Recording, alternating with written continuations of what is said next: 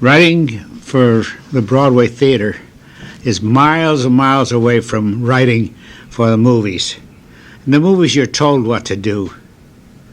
The theater, you do it, and it is accepted as such. The author is the first one. His opinion, what he's writing, and how he wants to do it, it's all on he's on his own. Whereas in Hollywood, everything is well designed. It's on sort of a belt, so to speak. Everyone puts their ideas, start over again.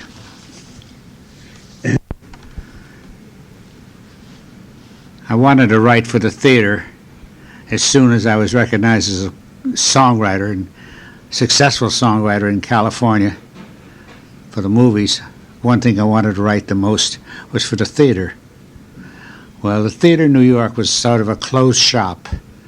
The shows then it was either Dick Rogers, Cole Porter, Harold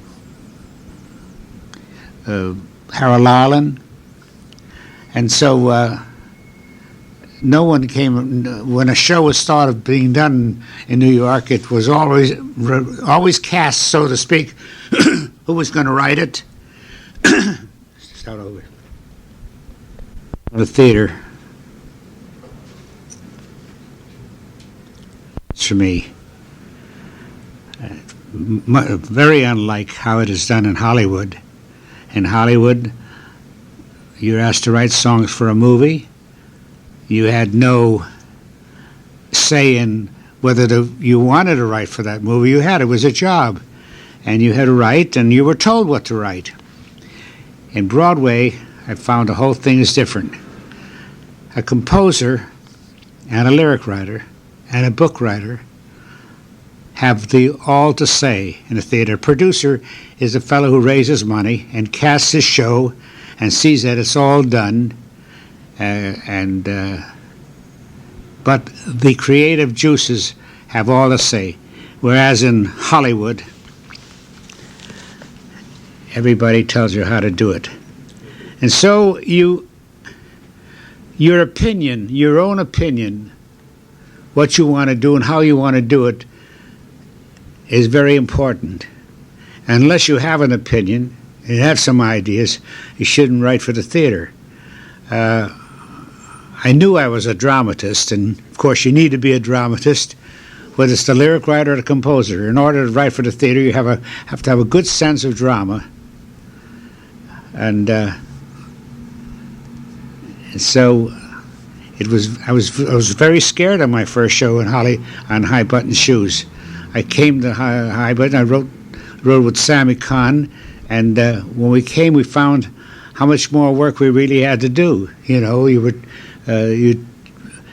Jerome Robbins, who was our choreographer, at that time he taught me a lot. I must say, he taught me a lot. In fact, I wrote my first dance music for the Cops and Robbers Ballet in High Button Shoes. It was a wonderful experience. And I learned a lot from George Abbott. In fact, what I learned in my first show was with Robbins and George Abbott, and it served me well for the rest of my career. I mean, I started out with the right people, and with the toughest people, all critical. Robbins is very critical of music, lyrics, and all. And you respect him because he really knows, and as well as George Abbott. So that was the experience. High Button Shoes was my breaking in ground. Yes, I had some nice pop songs in it, but I hadn't arrived yet. I just kind of scratched the surface. The hero in that show was Jerome Robbins' ballet. That was the most successful part of that show. The score had some nice songs, but just songs, you know. Then my second show was Gentlemen Fur Blondes. In Gentlemen Fur Blondes, I knew a little more now. I knew a little more about character. And so my casting choices were much better because I learned how to read a script, which is a very, very important thing.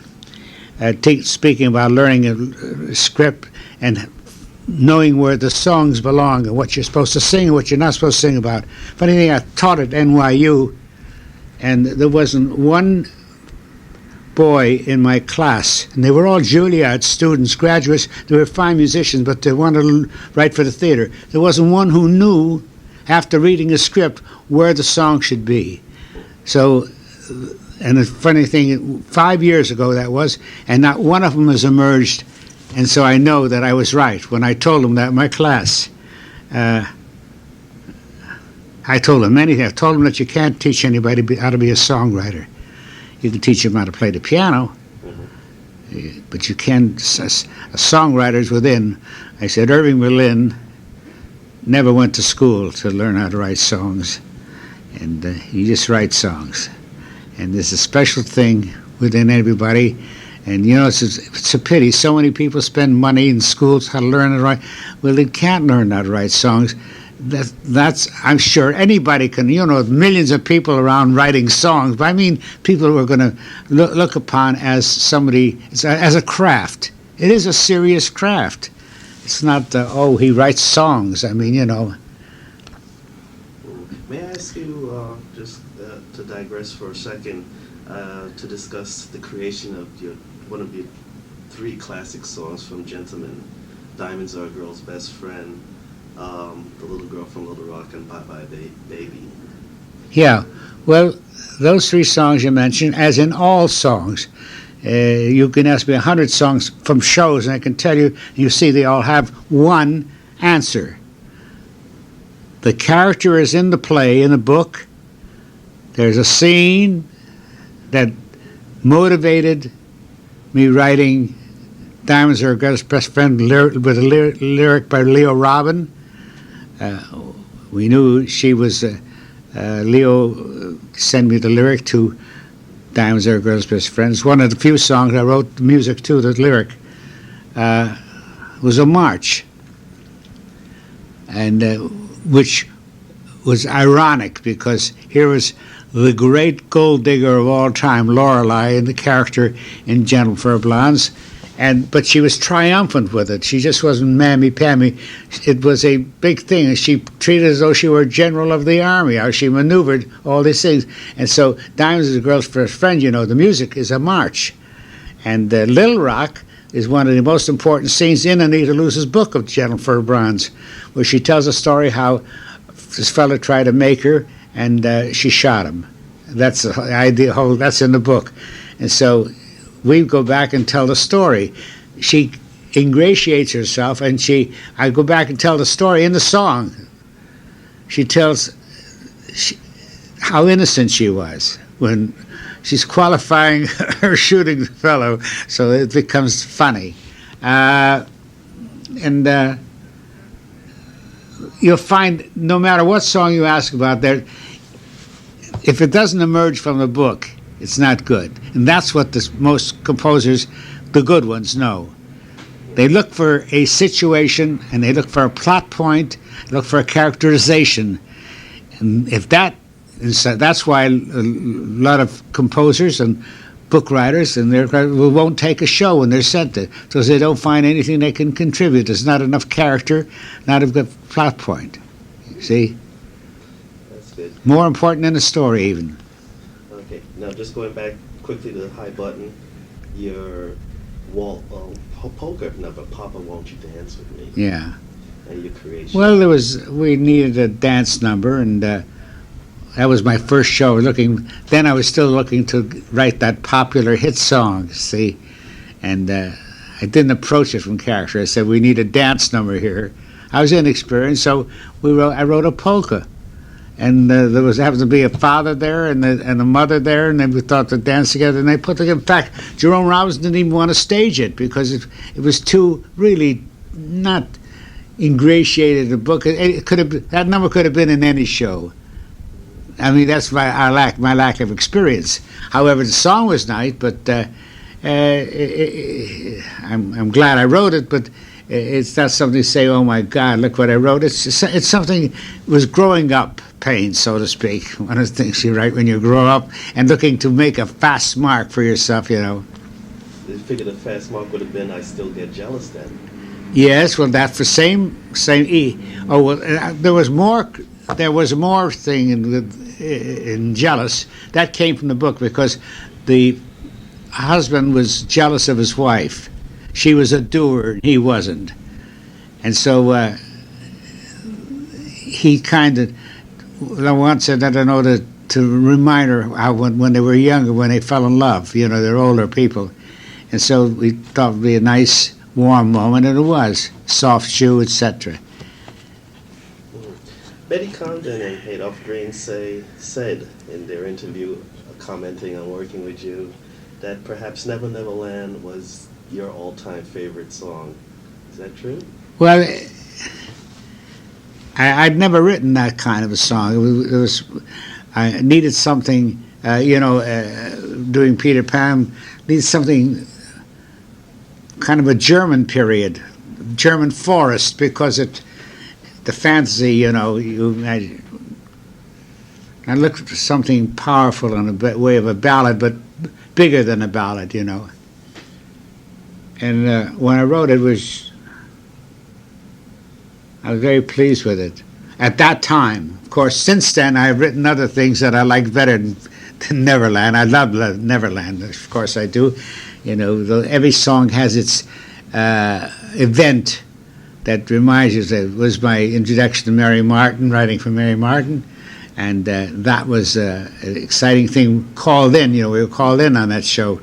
We wrote 7 songs on the road in a week before it opened in San Francisco, and writing for Cheryl Richard. So you never forget that. So at that time, it was my favorite. Were you surprised that your music meshed so well with Mushal up to Carolyn Lee's music and lyrics, that yours and Condon Green's meshed so well in the score? Well, we wrote additional songs, additional lyrics to the score, taking in that they were going to keep songs like "I'm Flying" and the several songs that kept up. I'm experienced enough to know what to write that wouldn't interfere. But I actually didn't give that much consideration. I know I had a job to do.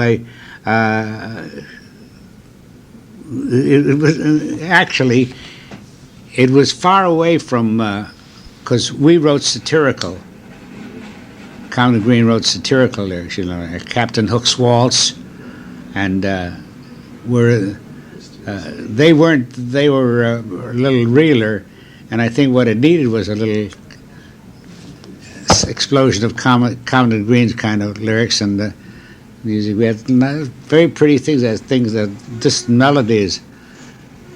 Distant melodies are a lovely thing. There's a lullaby in the second act. There's some pretty things in there. And Captain Hook's Waltz, and we had the wonderful duet we wrote between Peter Pan and Captain Hook.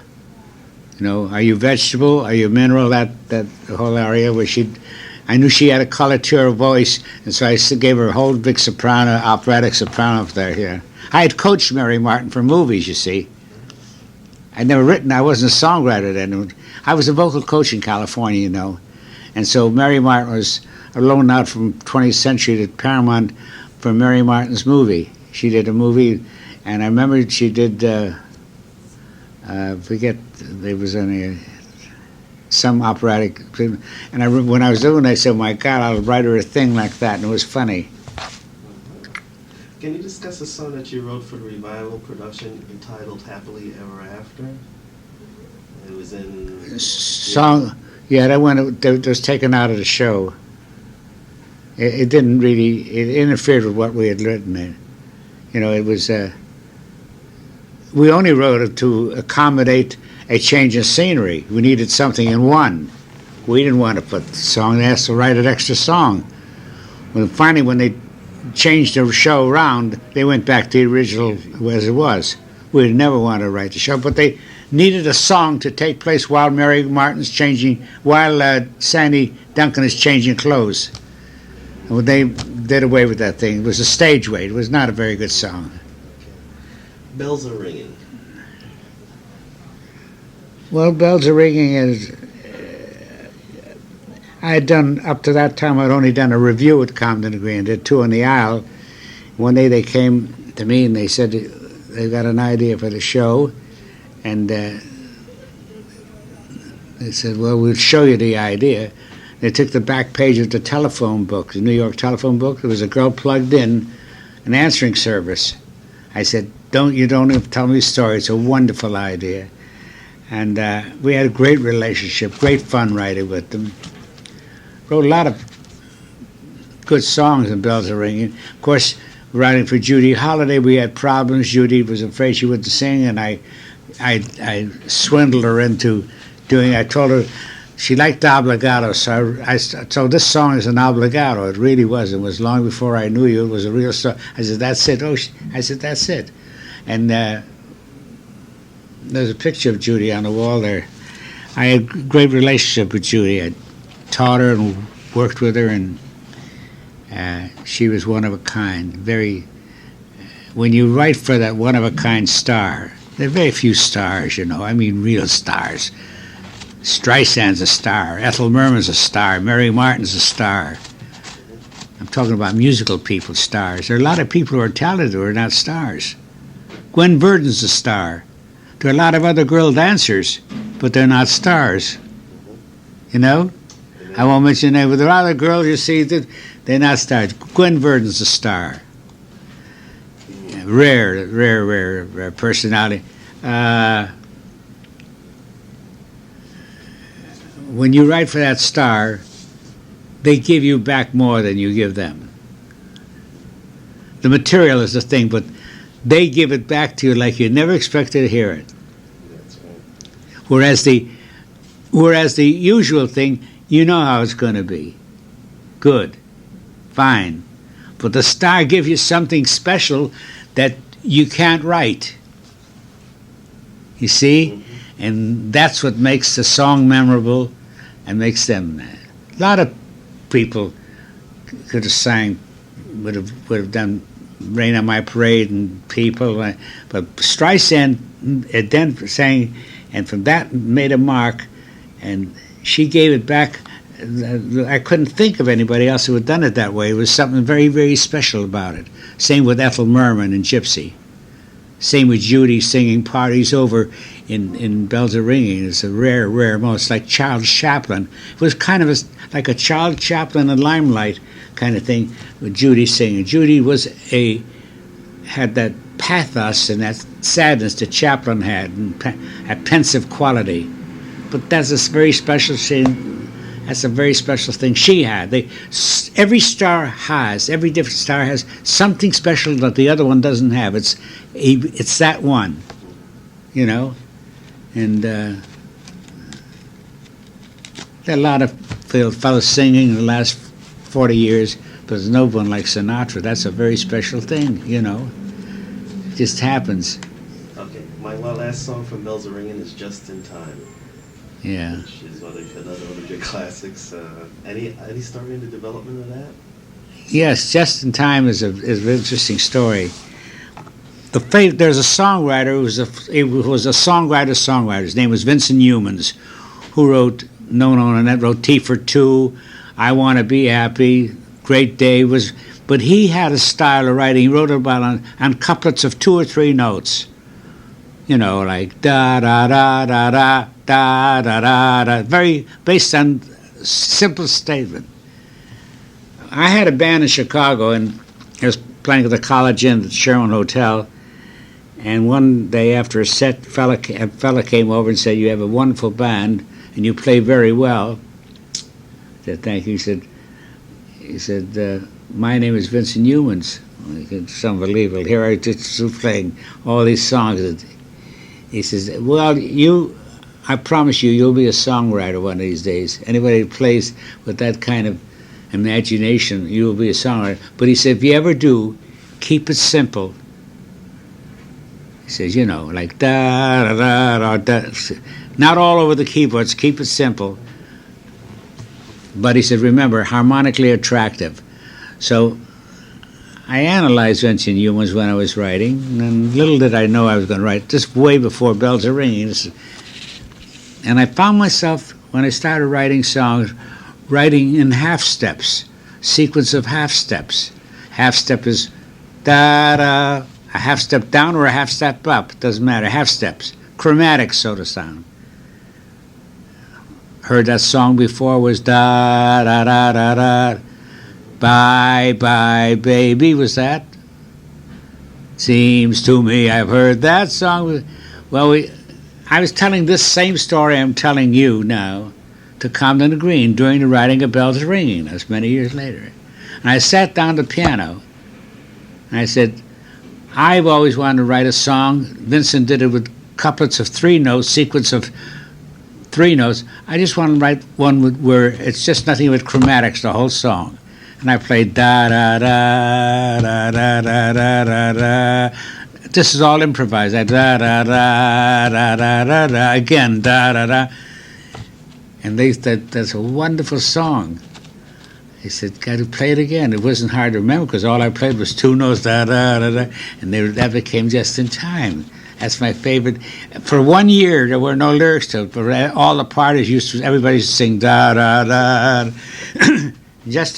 That was Cole Porter's favorite song, you know. When Cole Porter used to come into a place where they played music at anything at a party, whoever played the piano knew he had to play Just in Time. Cole Porter wrote me a note, told me it was the most attractive song he'd ever heard in his life. A wonderful word to use, attractive song. Yes, it's became a big standard. It raised Tony Bennett's salary from $2,000 to $50,000 a week, that one song. Okay, moving on. We have just 2 more to do, aside from this one. Gypsy, and I guess a little bit working with Sondheim, and then I'm going to finally ask you the question which has been posed by everyone about the reworking of the song You'll Never Get Away From Me, and it being originally in Ruggles of Red Gap as I'm in Pursuit of Happiness. Yeah. So discuss that. Well, Gypsy happened because Irving Berlin didn't want to do it, who was asked first. Cole Porter didn't want to do it, who was asked second. Then a lot of people tried it out. Then Sondheim wanted to do the music and the words, and they said no, that I had to write the music, and that's the way it was. And we had a great, great, wonderful friendship, great relationship. We used to come over to the house, and we just had a great time. We're still the same friends now. So our attitude towards each other is like a father and a son. I could be his father. And Steve Sondheim, in my estimation, is the best lyric writer, most erudite, most informed musically, besides as being a lyric writer, most understanding of music I've ever worked with. He hears a piece of music, if you play it for him, he hears it to hear if it has character, if it's the right character or writing for him, whatnot, and he knows it. I learned a lot from Steve because it's like going to a classroom with Steve.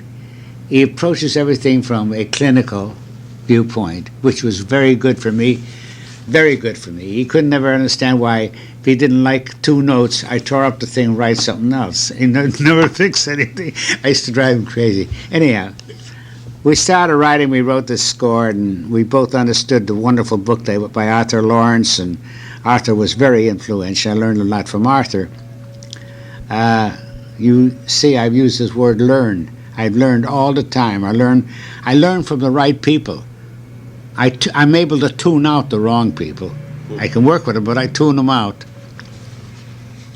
It's a terrible fault, but I can't help it. I only have ears for people who I believe know what they're talking about. We wrote this thing, and of course they were all thrilled with the score. We were too. I remember the night we played it for Cole Porter. You know, Cole lost his legs. He was up at the wall off, and Merman wanted him to hear the score. And Steve, we went up and we played him the score, and I just tears in my eyes. Oh, this poor man. He couldn't say it hardly. Like he had his cigarette holder just went like this. That was a way of applauding. It was a very touching thing. That was also a wonderful experience thing that happened. We played Rose's Turn for Ethel. She cried. But we all knew we had a great score, but we didn't know how great it was until after the show opened. Now we saw how great. And the show is just not a score. It's a legendary musical. It is a work. You will go 50 years till you hear another score that suits a show. They'll write and write, but they won't write it. That was a happening. That was Steve with his style, completely inward style, becoming an extrovert because he was way up front with those words and writing to this kind of very exciting music, this Broadway kind of style music. And it's a thing that happened. Because Steve doesn't write that kind of music, and he's not going to meet anybody. And I'm not going to find any lyric writer that's going to write the words, because I write and write and write. There were a lot of one I wrote with some great lyric writers, other style, like Yip Harburg, who's a master too, that's the soul. But see, as we grow up, as through the years, we start writing with Sammy Cahn, and then that's growing up pains. Sammy's a great popular lyric writer, popular songs. He doesn't understand the theater, but one day maybe he will write for the theater. But then you have Yip Harburg, who wrote all the things with Ireland and all those things. Wonderful, wonderful lyric writer. Another kind of impish kind of lyric writer, something sort of grandish kind. And then Steve, who uses the English language to its fullest extent. No other lyric writer has, because it isn't tricks he plays with, rhymings and tricks. It's heavy thoughts. We have so much in common. It's a phenomenon. Only he said it. It's a phenomenon, and it goes with the music. We have so much in common. It's a phenomenon. All right, just like a glove. That's what you call a lyric writer, when he makes the music sound better with the words, writes the right words, open sounds, goes with the music, not a word that jerks the music. God, Julie, you're just bursting with excitement when you come to talk about Gypsy. Yeah. Well, as I'm talking about Gypsy, I'm talking about Sondheim. And the very few people around understand him. See, Leonard wrote with him, but Leonard idolized Steve too, but not as much as I do, really, because Leonard has a level, a plateau of his own, see? And he hasn't got time, really, to that. I am geared to helping people all my life. Actually, I started Marvin Hamlish, he followed me around. I told Burt Bacharach to write song. I got him his first job in the movies. What's New Pussycat? I got him. I started him off the whole thing. But man wanted me. I said, I can't do this thing, but get Burt Bacharach. Who's Burt Bacharach? I said, get Burt Bacharach. And that was Burt Bacharach starting. Jerry Bach's first show, I gave Mr. Wonderful. From Jerry Bach wrote Fiddler on the Roof of Many. So it's very natural for me to help people, because there's no effort at all. No effort to help people who, again, I tune out those I don't want to help. I love talented people. I have a boy now, Eric Stern. He's just going to be the best. He's conducting, Steve's new show, and he has conducted, and he's been my conductor, and he's going to be a composer, like he's going to bust out. Right now he's going from job to job because he's getting himself some money, which is the best way, so you don't become a burden on the society, Too many songwriters out of work now. They think they're songwriters, but they're really not. You know, it's a luxury to say I'm going to make all my money writing songs. You know, fella, well, you don't. If you can't say I'm a plumber and walk around and say I'm a plumber with no job. You got a job, you know. You can't walk around and say I'm a songwriter. Sure, writing songs, that means nothing. Are you getting work? Are you supporting yourself? Because then you give yourself. If you're supporting yourself, then you give credibility. Then you have a sense of values. Supporting yourself is only to give you a sense of values. Otherwise, you're America's guest. I think we have enough there, don't we? Now, once again, the reusing of the song "I'm in Pursuit of Happiness." Oh yes, I did a television show many years ago where Leo Robin wrote the lyrics called "Ruggles of Red Gap," and I had a song there, "I'm in Pursuit of Happiness." And when I started writing Gypsy, Steve said, "Julie, I'm mad about a tune of yours." You know, he said, I know a lot of things you've written. Like, Steve, favorite song of mine, I wrote a song called "You Love Me" from an old Doris Day movie. You love me, the miracle. Anyhow, so he said, there's a spot in this show for that kind of a tune. I said, why do we can get the tune? He said, can you? I said, sure, it was on a part. So I wrote Leo Robin a letter. Leo said, sure, God bless, use the tune. So that became, you'll never get away from me. Now the other one, in the same show, in High Button Shoes, there was a song called I'm Betwixt and Between. The grandfather, they deleted a part in the show, and with the deletion, the song was deleted. Jerome Robbins was the director of High Button Shoes. Jerome Robbins was the director of Gypsy. And he told Steve, ask Julie to play a song called I'm Betwixt and Between. So I played I'm Betwixt and Between, and that became Everything's Coming Up Roses. What was the rest of the lyrics betwixt and do you remember? No. Okay. It wasn't exactly, but just to start musically. My last song in that Gypsy, Small World. I really should have said Little Land, but Small World. A Small World. I don't know. There was no title to it. I just wrote the song. I said, Steve, I like this kind of a ballad for Ethel, because she never sang those kind of ballads. She always sang, why don't they love me, or and this was kind of a throwaway thing, but reflective kind of song. I played for Steve, and he wrote "Small World" lyric to it. Wonderful lyric. Yeah. I'd heard your demo. Well, it was a demo, semi-professional demo with Mr. Goldstone with the run-on. Yeah. Funny Girl. And I talked to Bob Merle. Bob, unfortunately, does not remember everything that went on with the production of Funny Girl. But Funny Girl was... I didn't know Isabel Leonard, who wrote the book. I didn't know Ray Stark. And Funny Girl, Isabel wrote it, and she tried to do it as a movie. Ray Stark did, and they couldn't get it set as a movie, so Mary Martin heard about it. Mary Martin said, I'd like to do this show. Mary Martin was originally, and Steve Sondheim was the original lyric writer. And we came there, and finally Steve said, Mary Martin can't play this part. You need a Jewish girl. I need Mary Martin.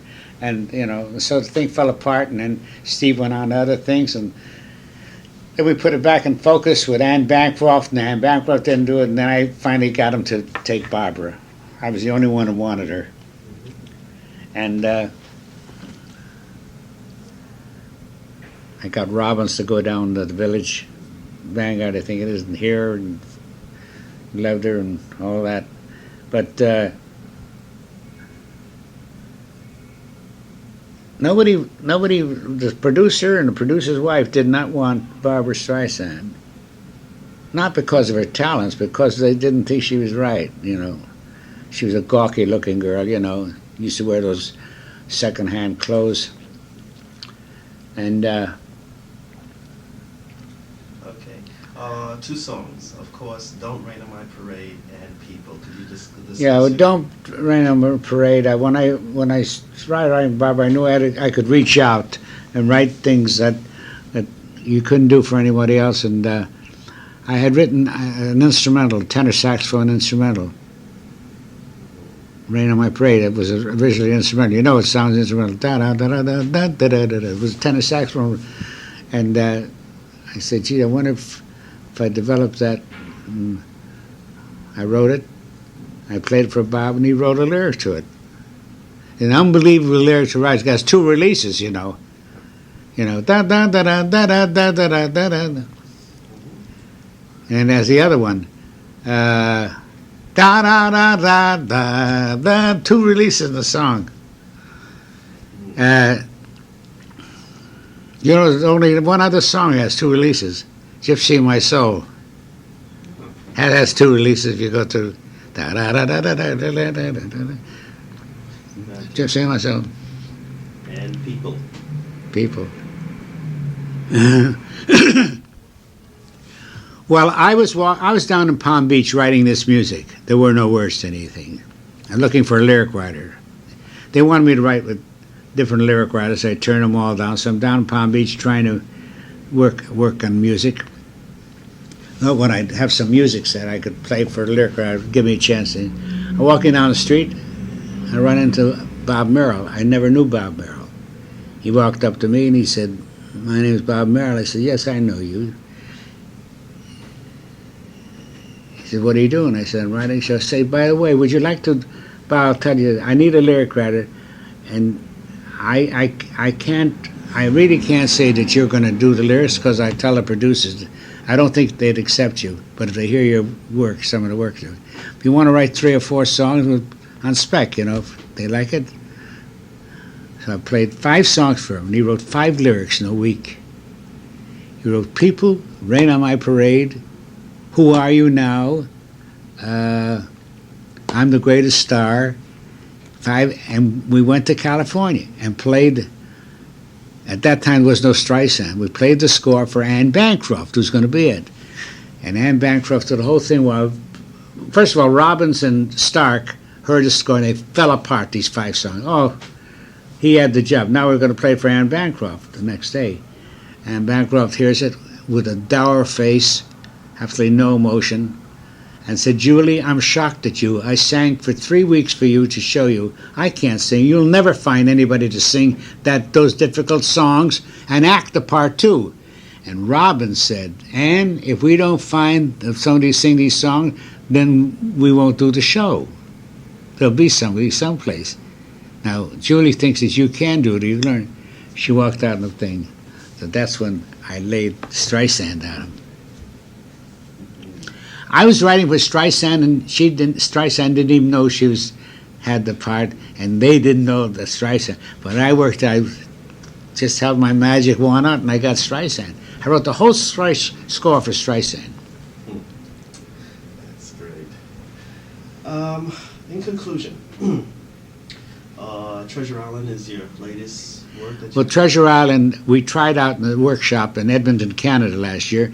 There's a lot to be done to it. Now, there is, we know the things we have to fix, and we fix them, and we're hoping that the Dan Sullivan, who has a Seattle repertory, Dan Sullivan directed Rappaport, that he's very interested to take it out to his workshop, so that's where that is.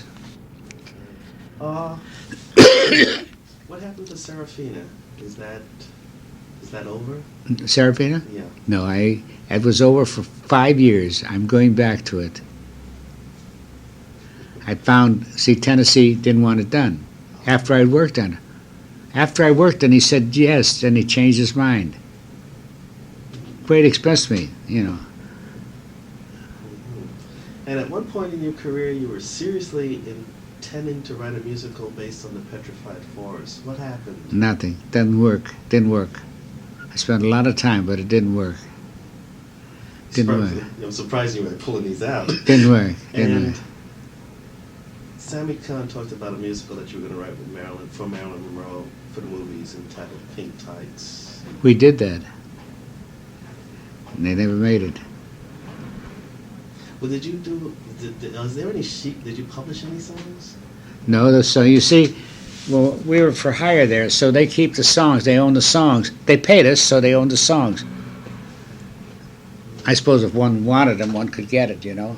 I'm going to try and track down one of the songs. Best Shoulder in Town is the best song in it. Best Shoulder in Town.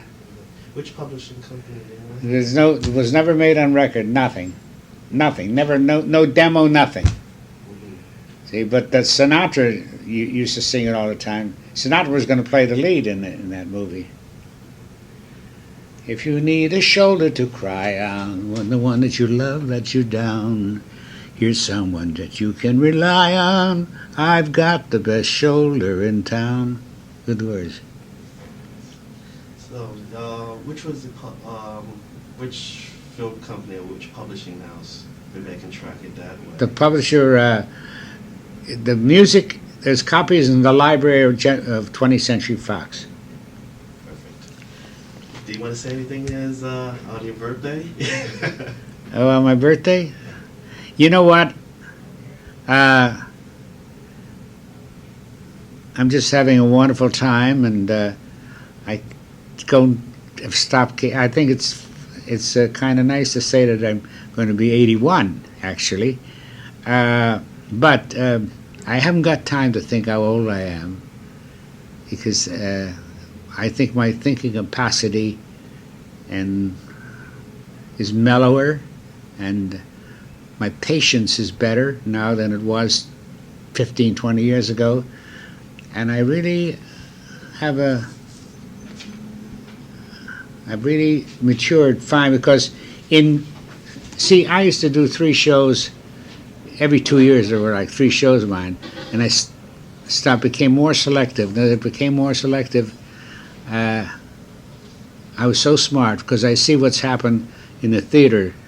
I mean, it's just pathetic, the kind of shows that get a thing, like the thing that opened last night and the thing last week. I mean, who are these people who has become amateur? In high school they do better plays than this.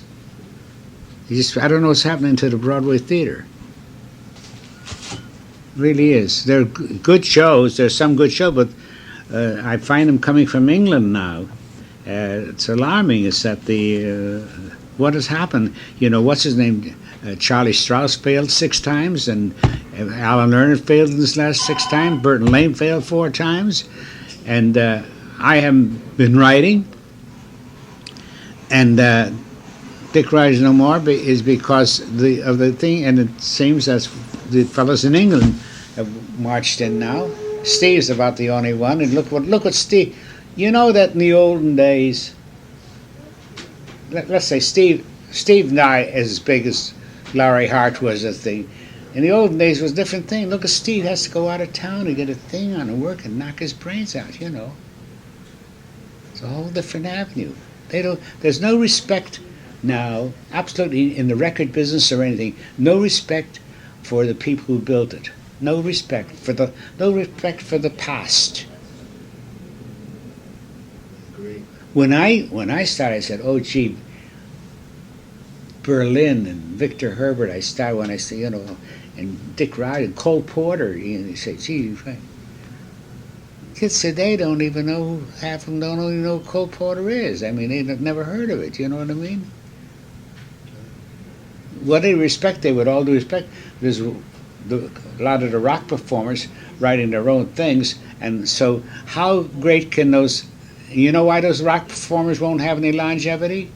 How great literary can that last? The language isn't there for them to last.